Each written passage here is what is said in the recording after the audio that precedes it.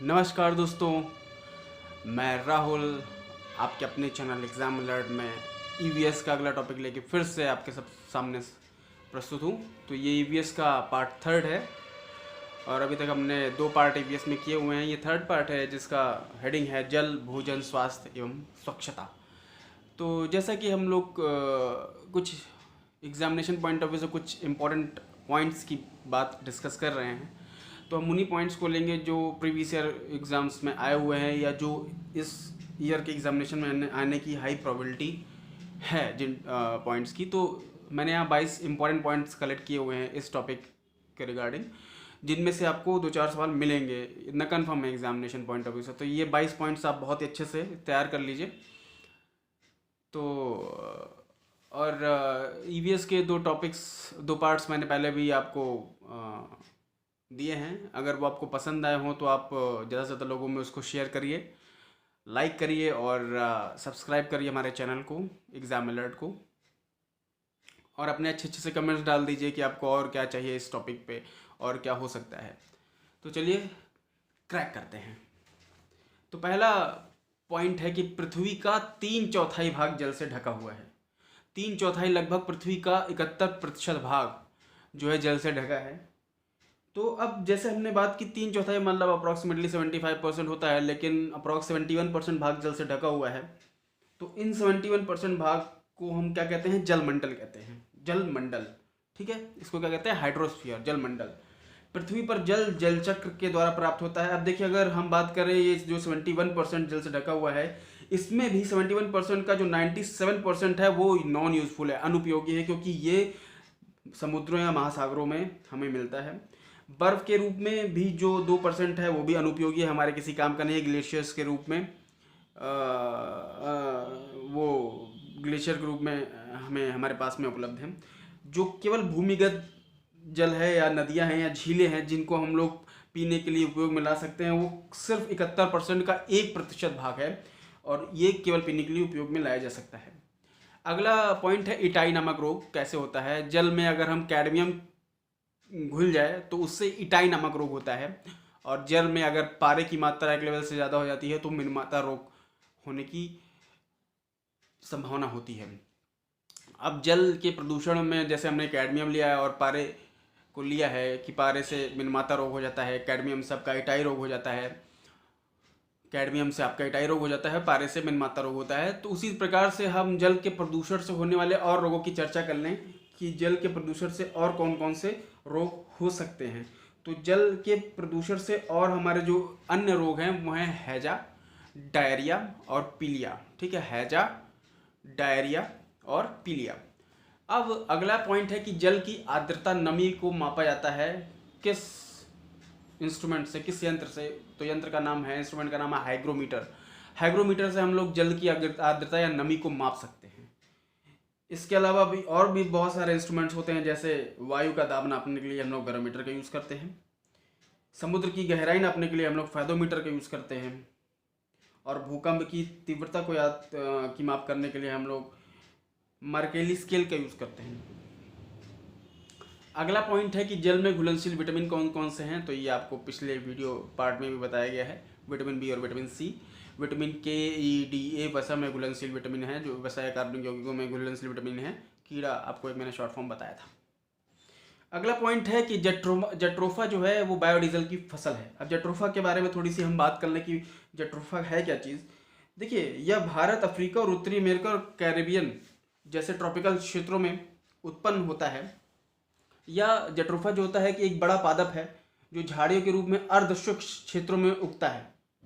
या मतलब झाड़ियों के रूप में उगता है, ठीक है। झाड़ियों के रूप में जो आपके ट्रॉपिकल एरियाज में जैसे Bharat, Africa, north America, Caribbean क्षेत्रों में उगता है ये।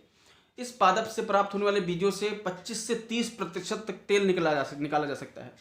इस तेल से कार आदि चलाए जा सकते हैं। इसीलिए इसे बायोडीजल का पौधा कहा जाता है, तथा जो अवशेष बचता है उससे बिजली पैदा की जा सकती है। तो जट्रोफा जो होता है अनावृष्टि रोधी सदाबहार झाड़ी है। यह कठिन परिस्थितियों को भी झेलने में सक्षम है। ये बहुत ही कठिन परिस्थितियों में जट्रोफा नामक पौधा जो है, पादप जो है, झाड़ी के रूप में विद्यमान होता है प्रकृति में। और इसका मल्टी पर्पस रोल है, मल्टीपर्पज़ है। जैसे कि आप लोग देख रहे हैं कि बायोडीजल की एक फसल भी है, इससे हम लोग तेल भी निकालते हैं और इसी के अवशेष से हम लोग बिजली भी पैदा कर रहे हैं। तो बहुत ही इंपॉर्टेंट है ये jatropha examination point of view से हमारे लिए। अब अगला पॉइंट है रबी की फसल, खरीफ की फसल। ठीक है, तो रबी की फसल के उदाहरण हैं आपके सामने, गेहूं, जौ, चना, सरसों, मटर, आलू आदि। ये सब किसके उदाहरण हैं? ये सब रबी की फसल के उदाहरण हैं। और खरीफ की फसल के उदाहरण हैं चावल, मूंगफली, कपास आदि। ठीक है, चावल के उदाहरण हैं, खरीफ फसल का उदाहरण है चावल, मूंगफली, कपास आदि। तो देखिए, जो आपकी शीत ऋतु में अक्टूबर नवंबर में बोई जाने वाली जो फसल होती है पार्डन, उसे रबी फसल कहते हैं शीत ऋतु में।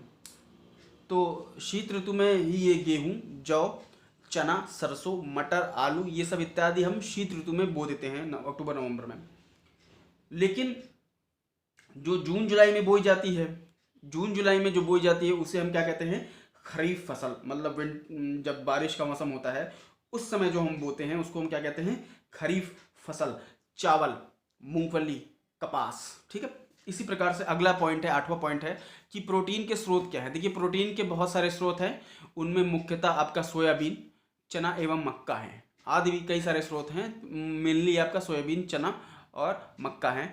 अगर आपसे कोई प्रश्न पूछे कि प्रोटीन का सबसे बड़ा स्रोत कौन सा है, तो वो सोयाबीन है, जिसमें 43% तक प्रोटीन पाया जाता है। लगभग 50% के आसपास का है, आधा मतलब सोचिए प्रोटीन है। तो बहुत ही बड़ा स्रोत है सोयाबीन प्रोटीन का। और प्रोटीन की कमी से होने वाले रोग क्या है? क्वाशियोरकर, या इसको सूखा रोग भी कह देते हैं हम लोग, सूखा रोग, क्वाशियोरकर। ठीक है, अगला प्रश्न है, अगला पॉइंट है, चावल को पॉलिश करने पर क्या होता है? उसका विटामिन B1 नष्ट हो जाता है।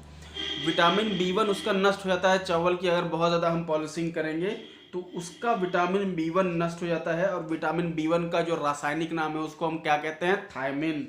और इसकी कमी से कौन सा रोग होता है? बेरी रोग। ये आपको मैंने पिछले वीडियो में बताया हुआ है, इसको बहुत ज़्यादा डिस्कस करने की जरूरत है नहीं, वहाँ डिटेल में डिस्कस हुआ है।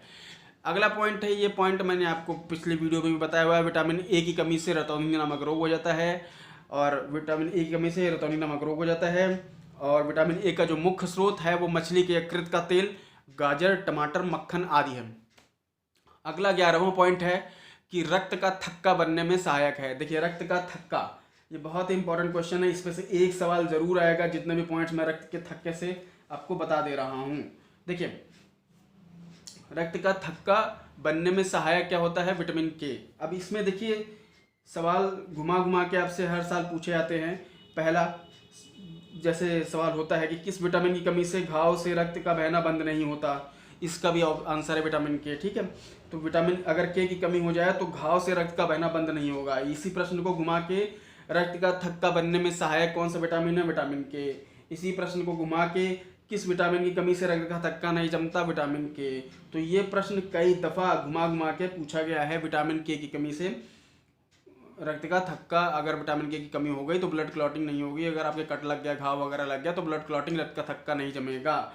तो थोड़ा सा और लिखिए और इसमें समझिए बात को, क्योंकि इस विटामिन से प्रोथ्रोम्बिन पदार्थ का निर्माण होता है। विटामिन के से क्या होता है कि प्रोथ्रोम्बिन पदार्थ का निर्माण होता है जो रक्त को जमा देता है। देखिए, प्रोथ्रोम्बिन जो पदार्थ होता है वो क्या करता है? रक्त को जमा देता है। तो विटामिन के की कमी से रक्त का थक्का नहीं बन पाता।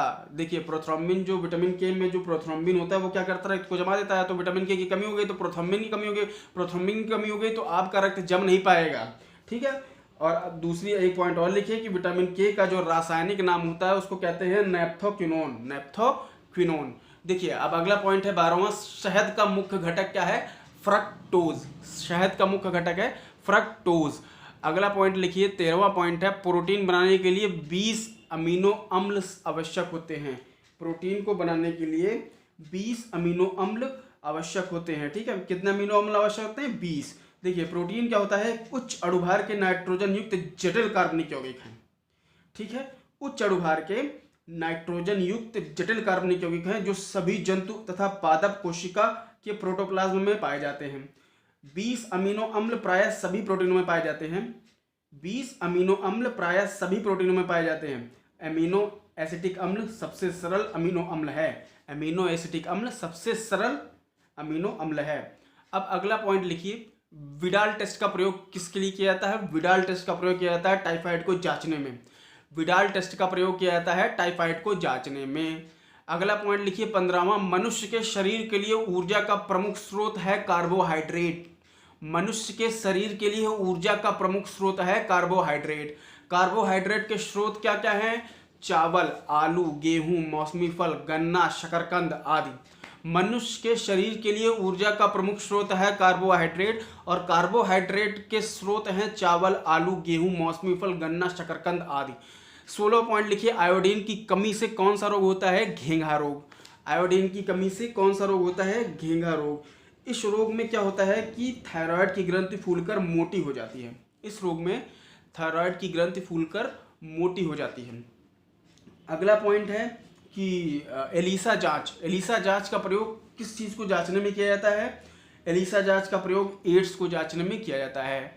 18वां पॉइंट है कि सागरीय खरपतवार आयोडीन का महत्वपूर्ण स्रोत है। ठीक है, आयोडीन का महत्वपूर्ण स्रोत है। ये जो सागरीय खरपतवार है इसका प्रयोग हम सलाद के रूप में भोजन में करते हैं, और आयोडीन की कमी से घेंघा नमक रोग हो जाता है।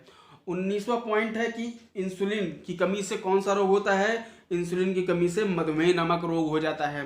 और इस रोग में रक्त में शर्करा की मात्रा क्या होती है? बढ़ जाती है, और रोगी को बार बार प्यास लगती है, या शर्करा और मूत्र के माध्यम से बाहर निकलने लगती है, जिसे मधुमेह की संज्ञा दी जाती है। ठीक है, मधुमेह की संज्ञा दी जाती है। अगला पॉइंट लिखिए 20वां पॉइंट, मानव गुर्दे में पथरी क्या होता है? एक ठोस पदार्थ कैल्शियम ऑक्सलेट की बनी होती है। मानव गुर्दे में पथरी एक ठोस पदार्थ कैल्शियम ऑक्सलेट की बनी होती है। अगला पॉइंट लिखिए 21वां, दूध में पाई जाने वाली प्रोटीन कौन सी है? केसीन। दूध में पाई जाने वाली प्रोटीन कौन सी है? केसीन। अगला पॉइंट लिखिए जापानीज इंसेफेलाइटी। जापानी इंसेफेलाइटी का कारक क्या होता है? विषाणु होता है एक। जापानीज इंसेफेलाइटिस का कारण क्या होता है? ये होता है एक विषाणु या क्यूलेक्स प्रजाति के मच्छर से फैलता है। क्यूलेक्स प्रजाति के मच्छर से फैलता है। इस रोग का उद्गम जापान में हुआ। इस विषाणु का संक्रमण मच्छर के काटने से होता है, लेकिन सूअर को भी इस रोग का वाहक माना जाता है। क्यूलेक्स प्रजाति का मच्छर धान के खेतों में पनपता है। देखिए, जो क्यूलेक्स प्रजाति का मच्छर होता है वो धान के खेतों में पनपता है। इस कारण धान क्षेत्रों में हर वर्ष सैकड़ों बच्चे इस रोग की चपेट में आकर अपनी जान गंवा बैठते हैं। देखिए, जहाँ पे भी धान की खेती होती है, जैसे बिहार या ईस्टर्न यूपी के कुछ एरियाज़ हैं जहाँ पे धान की खेती होती है, वहाँ पे जापानीज इंसेफेलाइटिस हर साल एक बहुत बड़ा पैंडेमिक लेके आता है, जिससे सैकड़ों क्या कहें कि हज़ारों की संख्या में बच्चे मर जाते हैं। और ये कई बार रीज़न नहीं बनता है वहाँ की लोकल पॉलिटिक्स को अफेक्ट करने के लिए। तो ये हमारे 22 पॉइंट रहे। इन 22 पॉइंटों में श्योर आपको 3-4 पॉइंट एग्जाम में मिलेंगे। आप इनको अच्छे से तैयार कीजिए। अपने दोस्तों, अपने फ्रेंड्स, अपने जानने वालों को ये वीडियो ज़्यादा से ज़्यादा शेयर करिए, और आप हमें अपने अच्छे से कमेंट्स दीजिए, बताइए। अगर पसंद आता है तो आप इसको लाइक करिए, हमारे चैनल को सब्सक्राइब करिए। मैं आपका दोस्त राहुल आपकी सेवा में हमेशा हाजिर होता रहूँगा। Thank you very much guys.